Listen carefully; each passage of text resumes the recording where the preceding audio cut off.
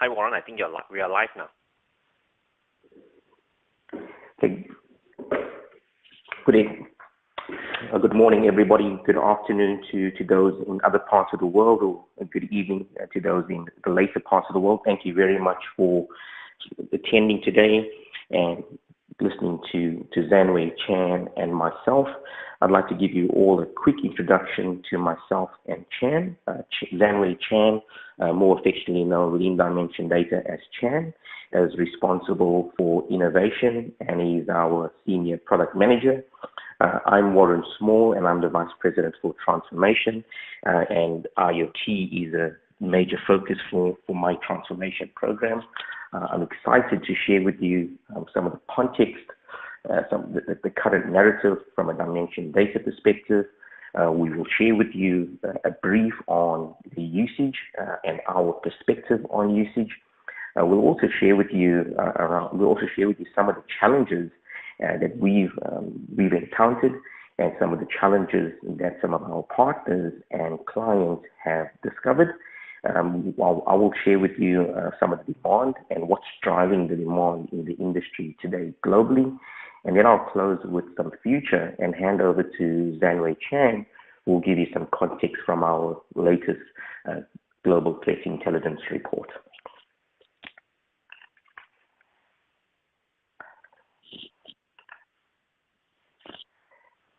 So I think we've all said once this year. I know it's only 6 months into the year, but there's a concept that I feel like I'm always connected, and that's the essence of IoT. I think we've also all heard of the phenomenal growth of IoT, whether it's edge computing, creating seamless communication, or sensors giving us better information or intelligence from these devices to enable some of the decisions we make. The opportunity across enterprises, consumers, and manufacturers all have a need for the use of these intelligent devices to enable seamless, transparent, and faster communication. I'm confident that you all would have read some kind of report over the last 18 to 24 months. But one of the interesting stats that I recently read was there were over 20 billion connected things in the world used today, and that by 2020 the usage will be even greater than that. So my parting comment to you is are we ready? Over the last 24 months, my team and I have worked across multiple areas or multiple vertical industries with multiple parts of our business to, one, discover how some of our clients and some of the verticals that we are focused on are using IoT, whether it's car manufacturers, service providers, the transportation industry. Everybody sees the immense value in leveraging IoT.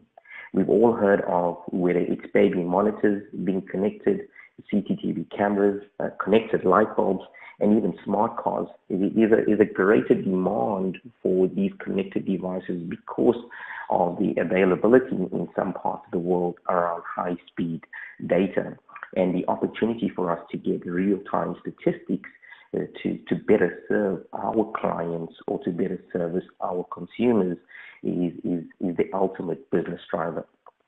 We worked with cities over the last 12 months where they are using IoT to enable a better traffic flow, to enable smarter parking, to ensure that both the consumer as well as the residents have the ability to not only make better decisions in the way they commute, but also where they should be able to park their cars. We've also seen lots of opportunities in areas like manufacturing, where organizations see greater efficiency in the ability to connect the OT world and the IT world to drive greater business outcomes for the organization. We also see across the healthcare vertical that them delivering smarter outcomes to their patients not only creates a better experience for the patient, but allows the healthcare provider to deliver an overall better experience to the person who's expecting this healthcare treatment. The business value is immense.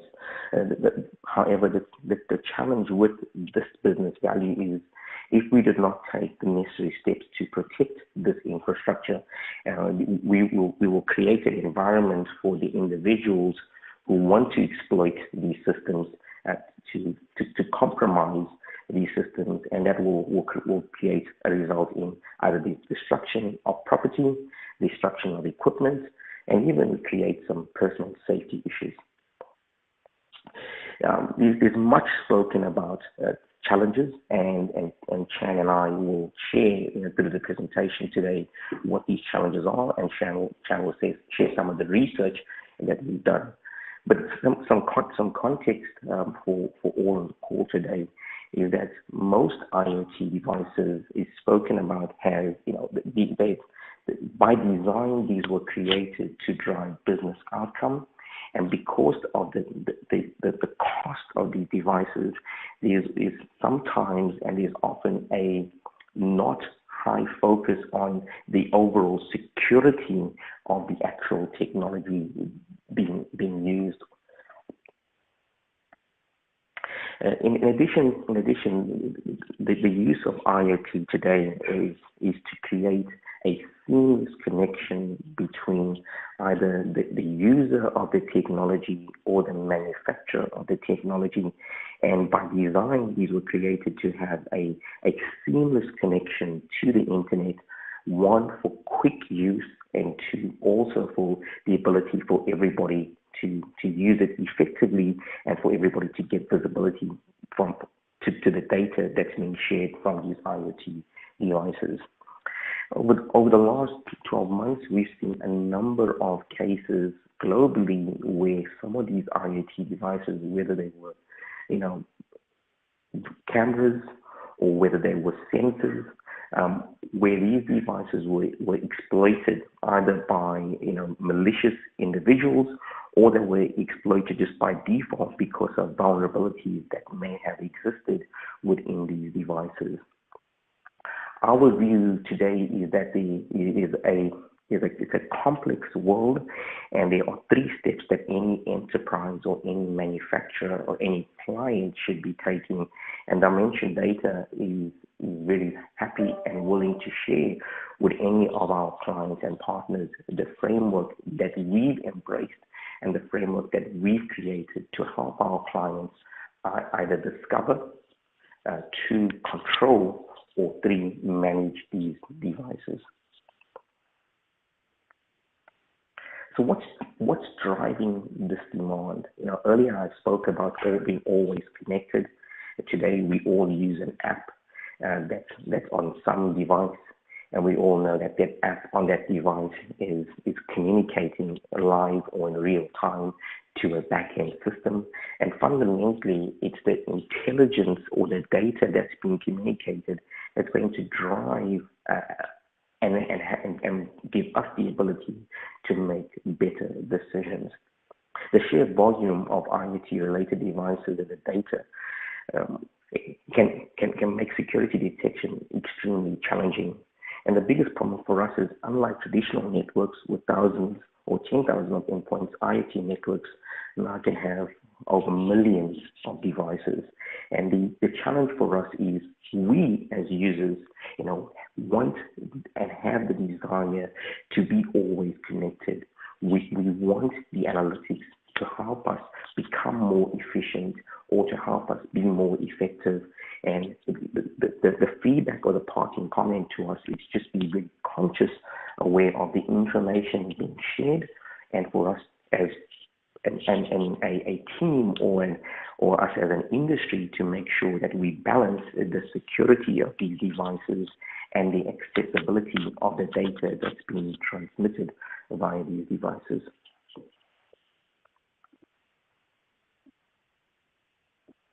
I think many IoT scenarios now involve automation, and a lot of the automation is to create some predictability. I've also worked with a number of manufacturers and industries where they believe that the automation and prediction will not only enable better business processes or create some efficiencies within the organization, but this will also aid a safer workplace. I recently worked with an oil and gas organization, and I was extremely humbled with the business challenges that they face today, and that the people working within that industry face as individuals. The opportunity with IoT not only will support the person working in that industry, but will enable the industry itself to have a greater duty of care in terms of doing the right thing for the environment, doing the right thing for the employee, and also overall making sure that the overall manufacturing process is a better one for all of us.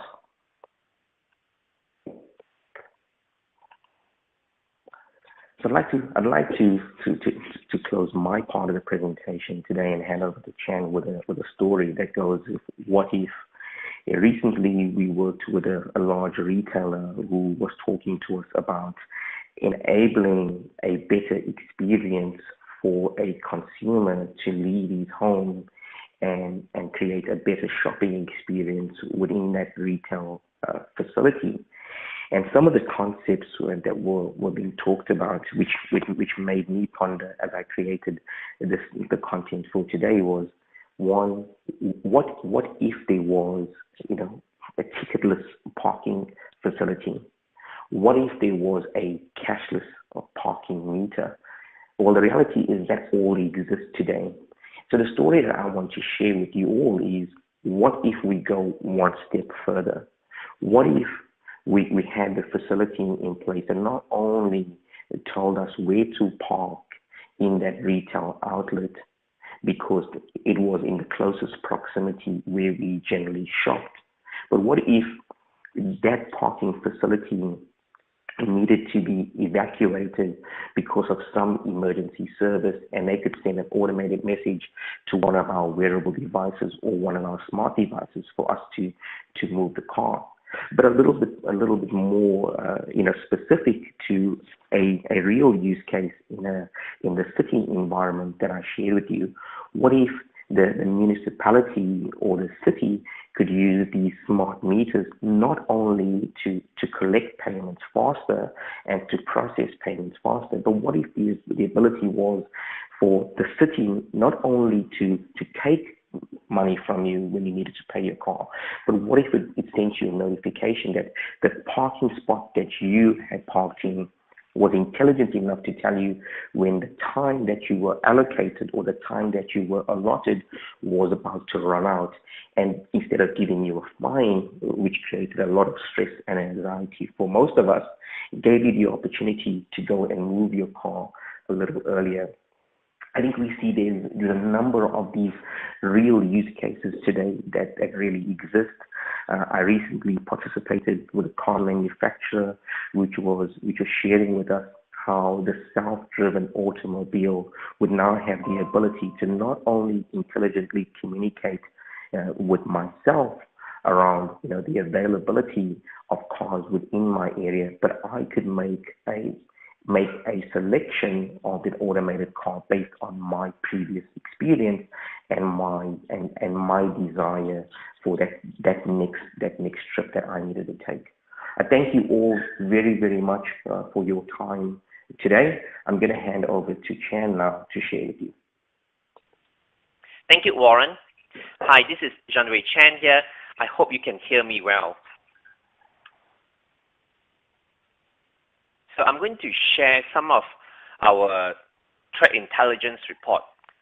For the last few years, Dimension Data, together with our sister companies, have been publishing our own threat intelligence report.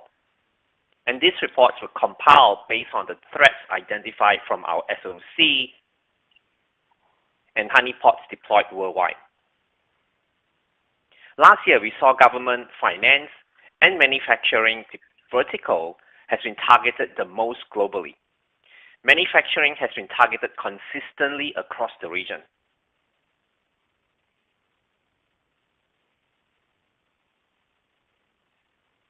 In fact, last year we saw that DDoS threats have increased from 6% to 10%.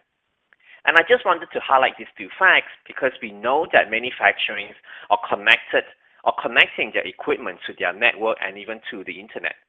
And we know that downtime in manufacturing that's a result from DDoS has a direct impact on revenue. And we can translate this to mean that there is roughly about 10% of a manufacturing site being attacked by DDoS. And if the cost of a site being down for 24 hours is about $1 million, then the cost of a DDoS attack can be estimated at around the same value. So imagine if you have deployed an IoT device on a manufacturing site, on all of your manufacturing sites, then you can roughly estimate the chances of a DDoS attack and the estimated downtime value and the downtime cost to your organization.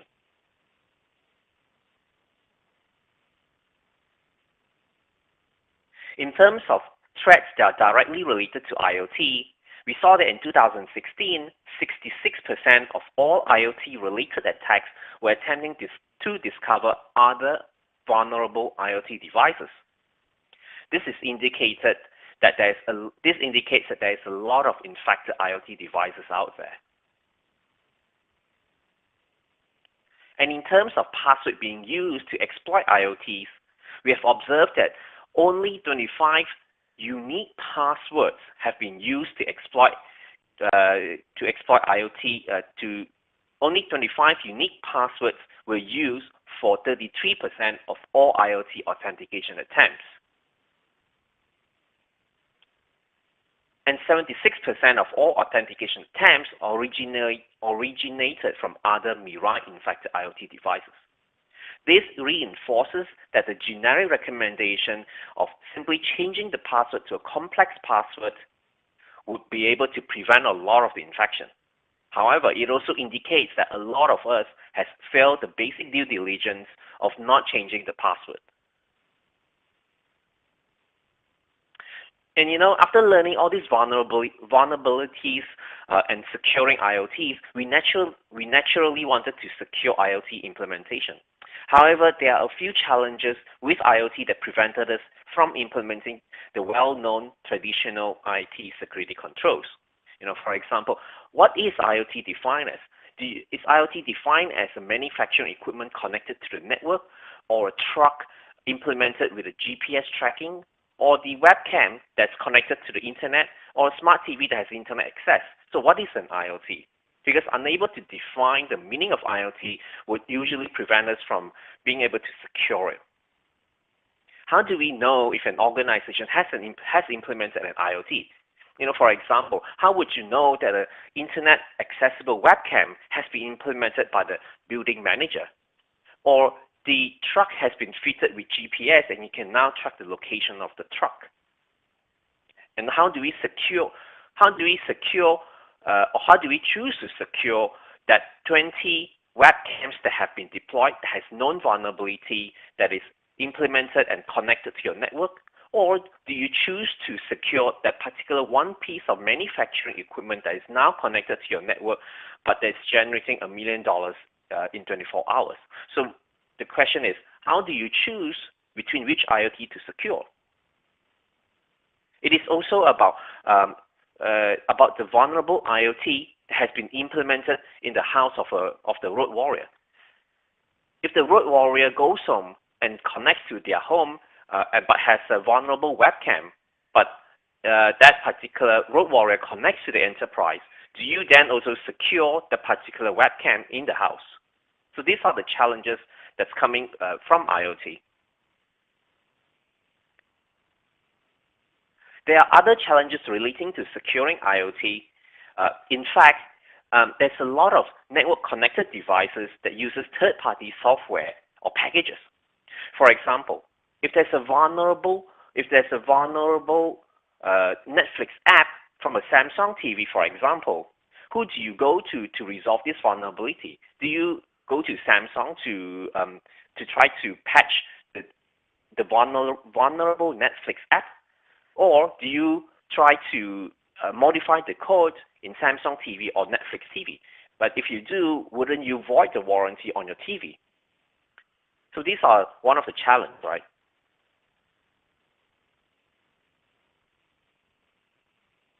And we have seen how Dropbox being used as shadow IT beyond the traditional IT department. This is the same as we are seeing the same thing as IoT is being consumerized. Purchasing and implementing IoT do not need the IT skills. And so the question remains, how do we detect and prevent insecure IT from being implemented and used by non-IT department? Simply because IoT is a lot cheaper, it can be purchased a lot simpler, and it can be implemented without the IT department knowledge. And last but not least, IoT comes in various forms, sizes, and usage. So the question is, how would IT department keep up with the latest IoT trends or basic technology trends and development? So I'm going to share with you a little bit of how we can resolve IoT challenges that's a little bit different. There are obviously a lot of traditional technical ways that we can resolve this, but I'm sure you can read it in our threat intelligence report, and I'm sure you will be able to get it online. But one of the ways that I wanted to share with you is to show leadership. It's for IT department to show leadership, because this is the best way to everyone to work towards the same goal. And it demonstrates that IT is still the expert when it comes to technology, including IoT. IT department needs to become the go-to person again when it comes to anything technology, not just networks and servers. The next thing that comes to your mind should be education.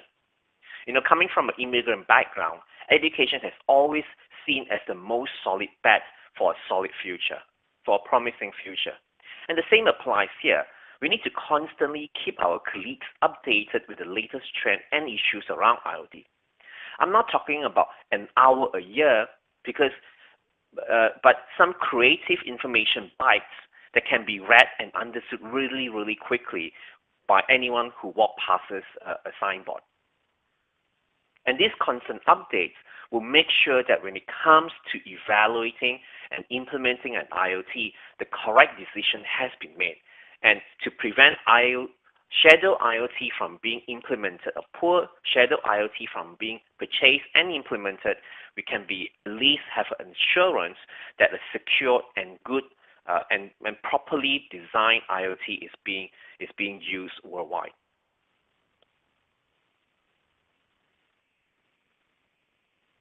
Of course, there are other technical resolutions and technical ways that we can secure it. And one of the ways that we love is to be able to inject snippets of codes and snippets of SDK to further harden and to further protect that particular IoT. For example, with the snippets of code, we can securely update the IoT firmware. With snippets of code, we can securely reboot the IoT without the IoT booting into a less secure codes. There's also DNS security, which is another cool way of securing IoT without deploying any particular agent, without changing any codes. Although this is not foolproof, it is a very non-invasive way to protect that particular IoT from connecting to the internet. And we find that it is also a very effective way. Other challenges that we have noticed that we cannot deploy the same security control to secure IoT that is deployed within the corporate network and within the OT network. Simply because the architecture of the IoT itself, as a internet-connected manufacturing equipment, which we have seen, which we can call it IIoT, or a internet-connected webcam, which is the consumer-based IoT, or a lock that's controlled from the internet. Simply, all these different IoT or IoT works in a very different way, and the traditional controls are not sufficient. And what we need to know is we have to be aware which IT network, OT network it is deployed in. Of course, there's the standard things of security testing.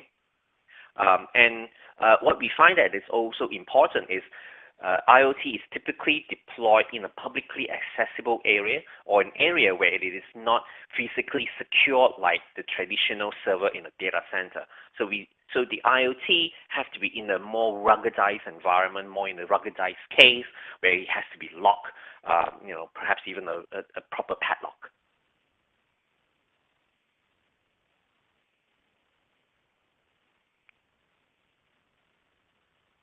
So what is dimension data approach? And so what I've done within dimension data to help our clients to secure IoT can be summarized into 4 main steps. Number 1, we have identified and partnered with vendors that's actually resolving IoT challenges. Not just from an IT perspective, not just from a generic penetration testing perspective, and not just from a traditional ACL perspective. We are actually actively seeking out new vendors and partnering with these new vendors to resolve IoT challenges. Of course, there's existing partners that we leverage with, and the existing partners provide a good and stable and a very well understood solution to secure the IT network and even the OT network. And one of the main things that we have to do, and we cannot get away with it, is we ourselves have to start to perform research. Sitting on my desk or a little Arduino and a little Raspberry Pi device, it's my personal lab, and I touch it and I use it to build my own tools, even for personal use. For example, how would IoT and blockchain interact and can be used together? So it's a personal lab, and we have to start to upskill ourselves. And the last thing is to combine all these 3 steps together and to present it as a single package that has a meaningful business outcome. And we have done all this together and to convert it into a single consumable and easy to understand package. So that's all the questions. So that's all the slides that both of us have. Have a good day. If there's any question, feel free to put it on the chat window and we'll respond to you. Thank you.